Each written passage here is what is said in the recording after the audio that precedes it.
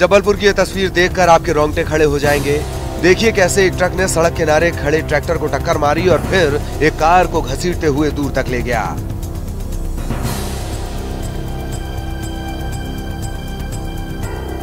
अब हादसे से पहले की ये तस्वीर देखिए कि ट्रक किस तरह सड़क पर लहराते चल रहा है। ट्रक कभी सड़क की एक तरफ तो कभी दूसरी तरफ जा रहा है। इसे देखकर कुछ लोगों ने ट्रक को रोकने की भी कोशिश की। इस बीच कुछ लोगों ने नशे में धुत ट्रक चालक की करतूत को अपने मोबाइल कैमरे में कैद किया। ट्रक को लोग रोक पाते इससे पहले ट्रक ने टक्कर मार दी। टक्कर इतनी भीषण थी कि पुलिस को 4 जेसीबी मशीनों के जरिए कार में फंसे 3 लोगों को निकालने के लिए काफी मशक्कत करनी पड़ी। 2 घंटों की मशक्कत के बाद पुलिस ने घायलों को बाहर निकाला और उन्हें इलाज के लिए जबलपुर के मेडिकल कॉलेज अस्पताल में दाखिल करवाया। आरोपी ड्राइवर को पुलिस ने गिरफ्तार कर लिया है।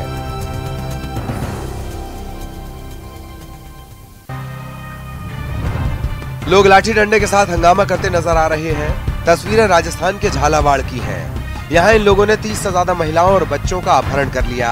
अपहरण करने वाले लोग मध्य प्रदेश के रतलाम के हैं। इन लोगों ने कंजर जाति के डेरों पर अचानक धावा बोला और लोगों को जबरन बस में बिठाकर ले जाने लगे। इस बीच पुलिस को सूचना मिली। पुलिस ने बदमाशों का पीछा किया और 6 से ज्यादा बदमाशों को पकड़ा, साथ ही लोगों को छुड़ाया। वहाँ पर कलरिया गांव से, जो कि आलोट थाना जिला रतलाम मध्य प्रदेश का है, वहाँ से कुछ 100 लोग बसों में और गाड़ियों में इकट्ठे होके आए और इनके पास ये हथियारों से भी लैस थे। इनके पास तलवार और कट्टे इस प्रकार की भी जो सूचना आई हमारे पास। तो मौके पे तुरंत एसएचओ ने पहुंच के कार्रवाई की और उसने उनको वहाँ से 6 लोगों को डिटेन भी कर लिया। उस वक्त इन लोगों ने वहाँ से कुछ 36 कुल औरतें और बच्चियों को वहाँ से लेके गए थे। तो 6 आदमी हमारे डिटेन करते, क्योंकि तुरंत हमने कार्रवाई की और 6 आदमी को डिटेन कर लिया। रतलाम के कलसिया गांव से आए लोगों का कहना था कि आए दिन इनके यहाँ चोरियां हो रही हैं और चोरियों के लिए इन लोगों ने कंजर जाति के लोगों को जिम्मेदार ठहराया। तस्वीरें श्योपुर के बड़ौदा तहसील की है। यहाँ अतिक्रमण हटाने गई टीम का लोग विरोध कर रहे हैं। कब्रिस्तान के बाहर गुमटियों को हटाने गई टीम पर लोगों ने पथराव तक कर दिया। इस दौरान जेसीबी ड्राइवर के साथ मारपीट की गई। मौके पर पुलिस थी लेकिन तमाशबीन बनी रही। तहसीलदार ने इसे लेकर शिकायत दर्ज कराई है। शासन के निर्देशानुसार जो घुमा भी है अतिक्रमण जो है उनके विरुद्ध कार्रवाई आज शुरू की गई और उसमें अतिक्रमण हटाया गया बौला में। और आज अतिक्रमण हटाने की कार्रवाई के दौरान कुछ लोगों ने इसमें शासकीय कार्य में बाधा पैदा की और उनके द्वारा मौके पर भीड़ को उकसा के उपद्रव करने का प्रयास किया गया और उनके विरुद्ध कार्रवाई के लिए थाने में एक एप्लीकेशन दी गई है। स्थानीय लोगों का कहना है कि कार्रवाई गलत तरीके से की जा रही थी।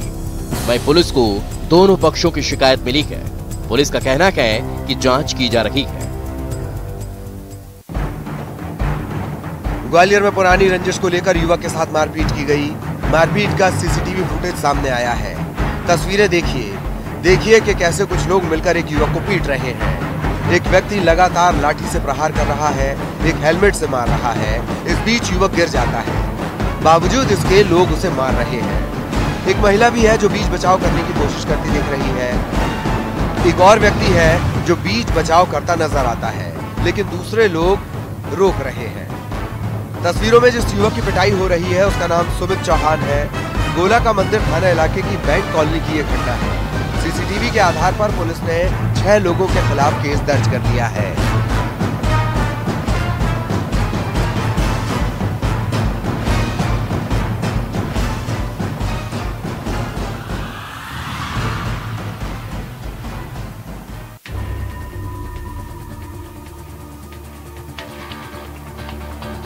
गुना में अवैध खनन करने वाले दबंगों के हौसले बुलंद हैं। मकसूदनगढ़ थाना इलाके के आलमपुर में चल रहे अवैध खनन पर कार्रवाई करने पहुंची महिला तहसीलदार के साथ दबंगों ने बदसलूकी की। यही नहीं, महिला तहसीलदार को झूठे एक्सीडेंट के केस में फंसाने की कोशिश भी करते दिखे। तहसीलदार को इन लोगों ने धमकी भी दी। वो कार्रवाई में लाते समय उनके साथ अभद्रता के शासकीय कार्य में बाधा उत्पन्न की गई और उनको धमकी दी गई और जिसके कारण वो कार्रवाई संपन्न नहीं हो सकी। इसके संबंध में कल तहसीलदार मकसूदनगढ़ के लिखित रिपोर्ट पर आपके संतोष मीणा, सुभाष मीणा वगैरह इनके विरुद्ध अवैध उपकरण का चोरी का प्रकरण पंजीबद्ध किया गया है और उन पर कार्रवाई की जा रही है। उधर मामले के सामने आने पर कलेक्टर ने जांच के आदेश दिए हैं। साथ ही पुलिस ने अवैध खनन को लेकर मामला दर्ज किया है। जबलपुर में बर्ड फ्लू इफेक्ट दिखाई दे रहा है। फ्लू के डर के चलते लोगों ने चिकन से दूरी बना ली है। अधिकांश चिकन सेंटर में सन्नाटा पसरा है। बीते 2 दिनों से व्यापार बुरी तरह प्रभावित हुआ है। लोग जो चिकन खाते हैं वो कहीं ना कहीं अब चिकन से दूरी बना रहे हैं। देख सकते हैं मैं एक चिकन शॉप में मौजूद हूँ, जहाँ अमूमन इतने बजे खासी भीड़ रहती थी। हर 2-3 मिनट में एक ग्राहक नया चिकन लेने या फिर यहाँ पर खाने आया करता था, लेकिन आज दुकान सून पड़ी है। हालांकि जबलपुर में अब तक बर्ड फ्लू का कोई मामला सामने नहीं आया, लेकिन लोगों ने एहतियातन चिकन से दूरी बना ली है।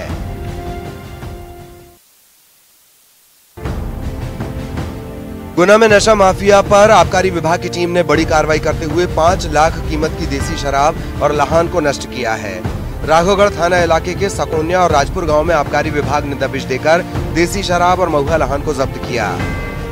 नशा मुक्ति अभियान के तहत आबकारी आयुक्त महोदय द्वारा विशेष अभियान चलाया जा रहा है, जिसके परिप्रेक्ष्य में कलेक्टर महोदय श्री कुमार पुरुषोत्तम एवं एसपी साहब के द्वारा लाइन से फोर्स दिया गया और आबकारी और पुलिस और राघोगढ़ पुलिस द्वारा संयुक्त रूप से राघोगढ़ थाना क्षेत्र के ग्राम साकोनिया एवं राजपुरा में दबिश दी गई, जिसमें करीब 22,000 किलोग्राम महुआ लहान एवं 210 लीटर हाथभट्टी शराब जब्त की गई। कार्रवाई के दौरान आबकारी विभाग और पुलिस के 75 से ज्यादा जवान लगाए गए थे, लेकिन पूरी कार्रवाई के दौरान किसी भी आरोपी को पकड़ने में विभाग नाकाम रहा। खरगोन में बच्चों से मजदूरी कराने का मामला सामने आया है। जल आवर्धन योजना का काम जेएमसी कंपनी करवा रही है। निर्माण कार्य में बच्चे भी काम करते दिखे। हालांकि मामले के सामने आने पर एसडीएम ने जांच के आदेश दिए हैं। संज्ञान में तो ऐसा कोई वाकया आया नहीं है, फिर भी हम मॉनिटर कर लेंगे और हमने ठेकेदारों को सबको स्ट्रिक्ट इंस्ट्रक्शन दिए हुए हैं कि कोई भी ऐसा बाल मजदूर हो या कोई भी ऐसा अनऑथोराइज्ड काम ना किया जाए। तो हम लोग कोई ऐसा अलाउ तो नहीं करते हैं। कंपनी का कहना है कि बच्चों को काम पर नहीं रखा गया। साथ ही कंपनी ने ठेकेदारों को भी सख्त निर्देश देने की बात कही है।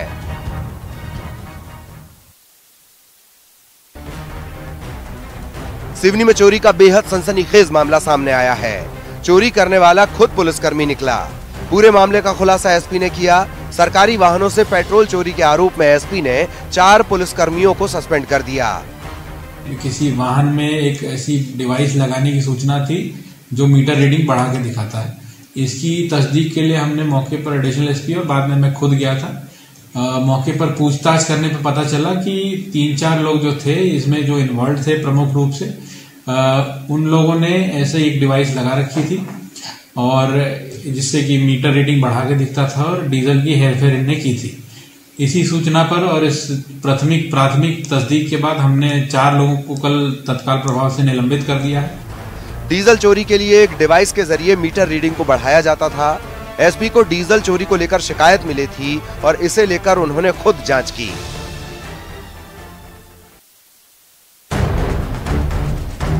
कांकेर में किसान धान नहीं खरीदे जाने से परेशान हैं। खरीदी केंद्रों पर बारदाना न मिलने की वजह से किसान धान नहीं बेच पा रहे। आमाबेड़ा में किसानों ने प्रदर्शन किया और धान खरीदी की मांग की। किसानों की मांग पर तहसीलदार ने कार्रवाई का भरोसा दिया है। आमाबेड़ा क्षेत्र के ग्रामीण द्वारा धरना प्रदर्शन किया गया है, जिसमें लगभग 90 ग्राम के ग्रामीण उपस्थित हुए हैं। उनका प्रमुख मांग है आमाबेड़ा में सहकारी बैंक की स्थापना, आमाबेड़ा में धान खरीदी में के लिए पर्याप्त बारदाना उपलब्ध कराया जाए शासन से, आमाबेड़ा को तहसील का दर्जा प्रदान किया जाए, नवीन धान खरीदी केंद्र नागरबेड़ा एवं अर्रा में खोला जाए।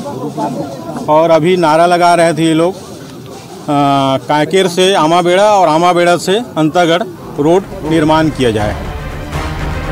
कई जिलों में किसान बारदाने की कमी से परेशान हैं। हालांकि सरकार हर किसान का अनाज खरीदने का भरोसा दे रही है।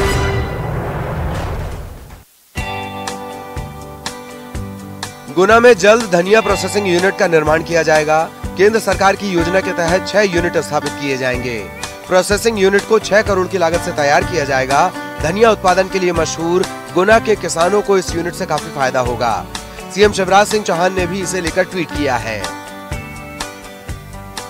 हमारा लक्ष्य है कि आगामी 6 माह में कम से कम 30 से 40 ऐसे उद्यमी हैं, उनको हम सपोर्ट करें और वो इसमें काम करें और रोजगार का सृजन करें और खुद भी एक एंटरप्रेन्योर की भूमिका में आए।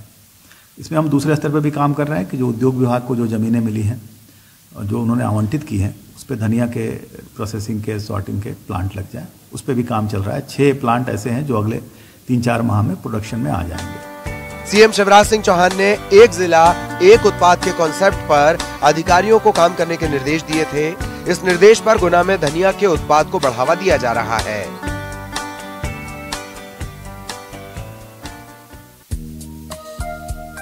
बेमेतरा में सुपर फूड के नाम से मशहूर मखाने की खेती को प्रमोट करने के लिहाज से कृषि महाविद्यालय ने शुरुआत की है। केंद्र में मखाने को लगाया और ये देखा गया कि यहाँ का मौसम इस खेती के लिए उपयुक्त है या नहीं। कृषि अनुसंधान केंद्र के डीन के मुताबिक मखाने की खेती के लिए दलदली इलाका माकूल होता है। दलदल एरिया रहता है जहाँ पे पानी ज़्यादा रहता है, नहर का किनारा है, पानी वहाँ कोई फसल नहीं हो पाती है, पानी भरा ही रहता है। ऐसे खेतों के लिए ये उपयुक्त होता है। तो ये कृषि महाविद्यालय अनुसंधान केंद्र बेमेतरा कुछ एरिया जो हमारे इस एरिया में है जहाँ दलदल बना रहता है हमेशा और उस पर कोई फसल नहीं ली जा सकती है, तो उस क्षेत्र के लिए हमने ये पहला बार इसको प्रयास कर रहा हूँ अपने इस ज़िले में कि इसको प्रायोगिक तौर पे कि ये सक्सेस है, इसका क्लाइमेट इसके लिए सुटेबल है कि नहीं है।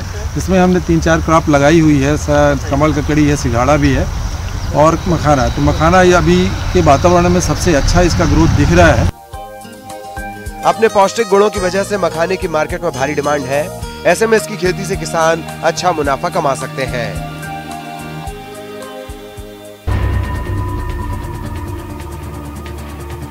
छतरपुर के हरपालपुर में सुजारा डैम से धसान नदी में पानी छोड़े जाने से किसानों के खेतों में पानी भर गया। दरअसल यूपी के हिस्से का पानी छोड़ने से हरपालपुर के 3 गांव कैथोकर, सरसेड़, चपरन गांव के किसान प्रभावित हुए। फसल जलमग्न हो गई।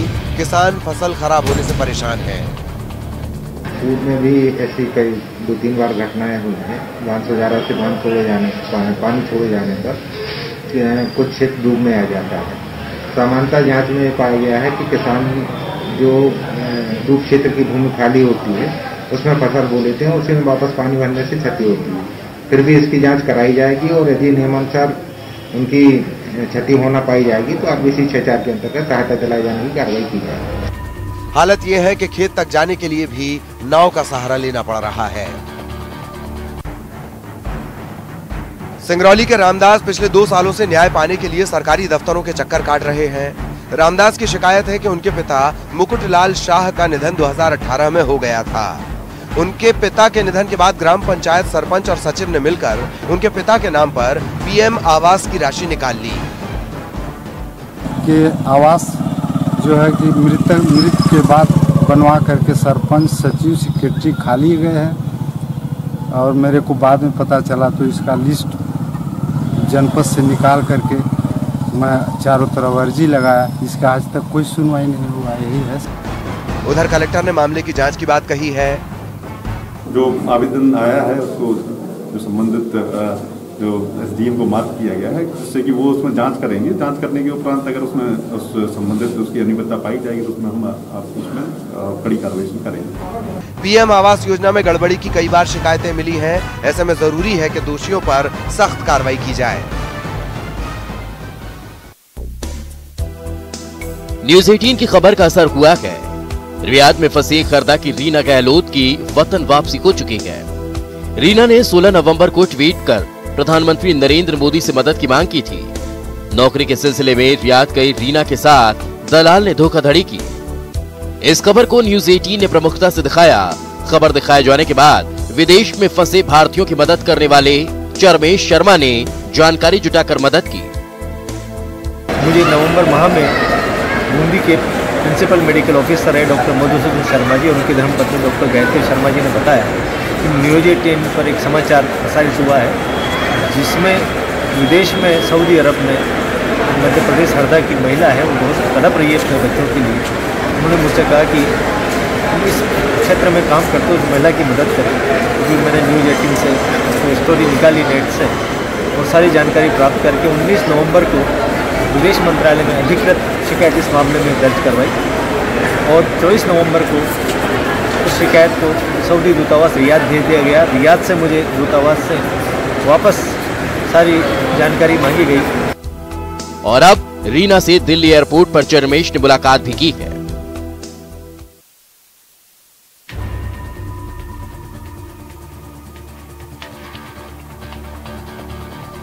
पन्ना में 1 जनवरी से बंद एशिया की एकमात्र हीरा खदान अब फिर शुरू हो जाएगी। मध्य प्रदेश वन्य प्राणी बोर्ड ने हीरा खदान में काम करने की सशर्त अनुमति दे दी है।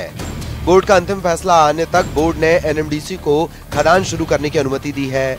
दरअसल मझगवा में एशिया की एकमात्र हीरा खदान एनएमडीसी कई सालों से संचालित थी, लेकिन पन्ना टाइगर रिजर्व के ऐतराज के बाद इसे बंद कर दिया गया। इस मामले में बीजेपी प्रदेश अध्यक्ष वीडी शर्मा और क्षेत्रीय विधायक ने दखल दिया और खदान को शुरू करने की सीएम से मांग की। आया है माननीय मुख्यमंत्री जी और माननीय स्थानीय जनप्रतिनिधि, माननीय सांसद जी, माननीय मंत्री जी ने माननीय मुख्यमंत्री से भेंट की और इस पे पूरी स्थिति से अवगत कराया गया कि राज्य वन्य प्राणी बोर्ड की बैठक लंबित है, जिसकी वजह से प्रकरण की अनुमति नहीं मिल पाई थी। राज्य वन्य प्राणी बोर्ड की अर्जेंट बैठक बुलाई गई है, उसमें इसकी अनुमति दी जाकर राष्ट्रीय वन्य प्राणी बोर्ड जो माननीय पर्यावरण मंत्री जी इसके अध्यक्ष हैं, उनके भी संदेश माननीय मुख्यमंत्री जी की ओर से गया है। वो बैठक भी जल्दी होगी। जो वन्य प्राणी अनुमति मिलने का कार्य है वो भी बहुत जल्दी हो जाएगा। मांग को सीएम ने गंभीरता से लिया। मुख्यमंत्री शिवराज सिंह चौहान के निर्देश पर राज्य शासन ने एनएमडीसी की अनुमति 20 वर्ष के लिए बढ़ा दी है। साथ ही राज्य वन्य प्राणी बोर्ड को भी अपना सहमति पत्र भेज दिया है।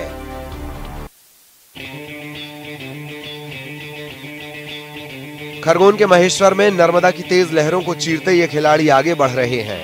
यहाँ 8वां राष्ट्रीय कैनो सलालम प्रतियोगिता का आयोजन किया जा रहा है। महेश्वर के 2 खिलाड़ियों ने पहले दिन बाजी मारी। बेस्ट खिलाड़ियों का एशियन खेल के लिए चयन किया जाएगा। इस प्रतियोगिता के माध्यम से बच्चों की रैंक डिसाइड की जाएगी और बेस्ट बच्चों को जो एशियन चैंपियनशिप होना है, ओलंपिक क्वालिफायर है। एशियन चैंपियनशिप में यदि बच्चा कोई मेडल जीतता है तो उसको ओलंपिक में का टिकट मिलने का चांस है। प्रतियोगिता में एमपी के अलावा कर्नाटक, आंध्र प्रदेश, उत्तरांचल, दिल्ली, जम्मू, राजस्थान और हिमाचल के खिलाड़ी हिस्सा ले रहे हैं। एशियन चैंपियनशिप थाईलैंड में आयोजित होनी है।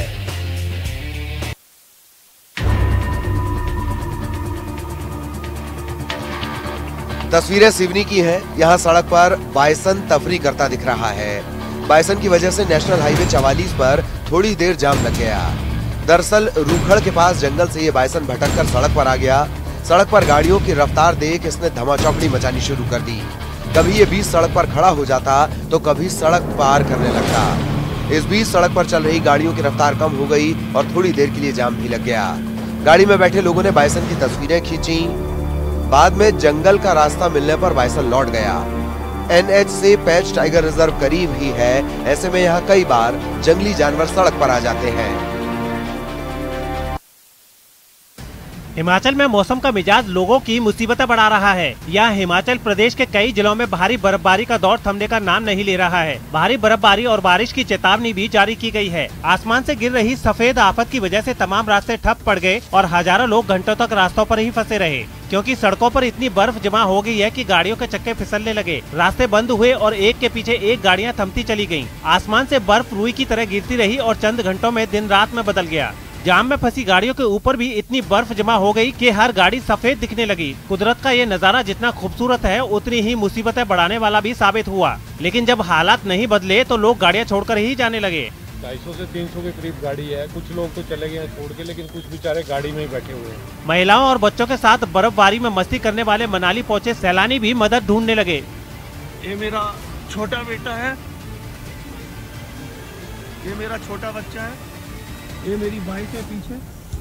प्लीज आप जल्दी से जल्दी हेल्प भेजिए। लेकिन ऐसी मुसीबत में सैलानियों की मदद करने वाले भी लोग आगे आए। कई लोगों को मुसीबत से निकालकर होटलों तक पहुंचाया गया। हमारी हेल्प की है, हमको गाड़ी से यहाँ छोड़ा है और बहुत ज्यादा ऊपर परेशानी। वहीं हिमाचल प्रदेश सरकार ने कई एजेंसियों को केवल फंसे हुए लोगों की मदद करने के लिए तैनात कर दिया है। इटली के लाजियो से भरी बर्फबारी के बीच फंसे लोगों का हेलीकॉप्टर से रेस्क्यू किया गया। बताया गया है कि वहां भारी बर्फबारी के बाद जब सभी रास्ते बंद हो गए और लोग अपने घरों में कैद हो गए तो उनकी मदद के लिए रेस्क्यू टीम हेलीकॉप्टर से पहुंची और उन्हें वहां से सुरक्षित निकाला। लाजियो से जो तस्वीरें सामने आई है उनमें एक तस्वीर को देखकर ऐसा लगा मानो उस पूरे इलाके ने बर्फ का कंबल ओढ़ लिया हो। हर तरफ सफेदी और धुंध, ऊपर से लगातार गिरती बर्फ के बीच फंसे लोग, जिन्हें बचाव कर्मी हाथ पकड़कर हेलीकॉप्टर तक लाए। इसके बाद उन सभी को सुरक्षित जगह पर पहुंचा दिया गया। बर्फ की आफत से बचने के बाद उन सभी ने राहत की सांस ली।